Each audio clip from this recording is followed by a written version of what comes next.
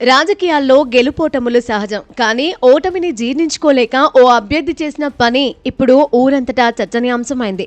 కామారెడ్డి జిల్లా రామారెడ్డి మండలం ఉప్పలవాయి గ్రామంలో ఓ వింత ఘటన చోటు చేసుకుంది. 2వ వార్డు నుంచి పోటీ చేసిన బాబవ్వ అనే అభ్యర్థి ఎన్నికల్లో ఓడిపోయారు. అయితే తాను పంచిన చీరలు కట్టుకుని బీర్లు తాగి తనను ఓడించారంటూ వార్డు ప్రజలపై ఆమె బూతుల పురాణం అందుకున్నారు. గత వారం రోజులుగా ఓటర్లను పరుష పదజాలంతో దూషిస్తూ ఉండడంతో వార్డు ప్రజల సహనం నశించింది. బాబవ్వ మాటలకు చిర్రెత్తుకొచ్చిన మహిళలు, వార్డు ఓటర్లంతా ఒక్కటయ్యారు. మేము నిన్ను చీరలు ఇవ్వమని అడగలేదు, బీర్లు పంచమని కోరలేదు, నువ్వే ఇచ్చి ఇప్పుడు మమ్మల్ని తిడతావా అంటూ ఆగ్రహం వ్యక్తం చేశారు. ఆమె పంపిణీ చేసిన చీరలు, బీరు సీసాలు, థమ్సప్స్, స్ప్రైట్ బాటిళ్లను వెనక్కి తీసుకొచ్చి గ్రామ పంచాయతీ కార్యాలయంలో నిరసన తెలిపారు. వాటిని తిరిగి తీసుకోవాలంటూ బాబవ్వ ఇంటికి వెళ్లి నిలదీసినా ఆమె మళ్లీ నోటికి పని చెప్పడంతో చేసేదేమీ లేక ఓటర్లు తమ నిరసనను ఈ వినూత్న రీతిలో వ్యక్తం చేశారు.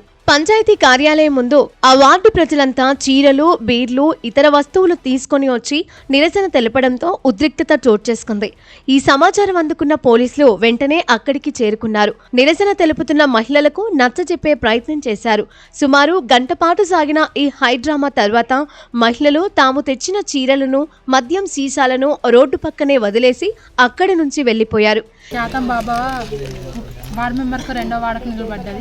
గెలవకపోతే ఆలపర్వారెడ్డి నిలబడ్డప్పుడు ఇష్టం వచ్చినట్టు మాటలు మాట్లాడి మీరు నెయ్యి తీసుకొని తాగినప్పుడు నా ఉచ్చ తాగినట్టు, చారు తాగినట్టు అని చెప్పింది. ఇవి తీసుకుంటే మిమ్మల్ని బొందలు పెట్టినప్పుడు మీ చీరలు కట్టుకుంటారని ఇష్టం వచ్చినట్టు మాటలు మాట్లాడింది. ఏమేమి ఇచ్చిందమ్మా?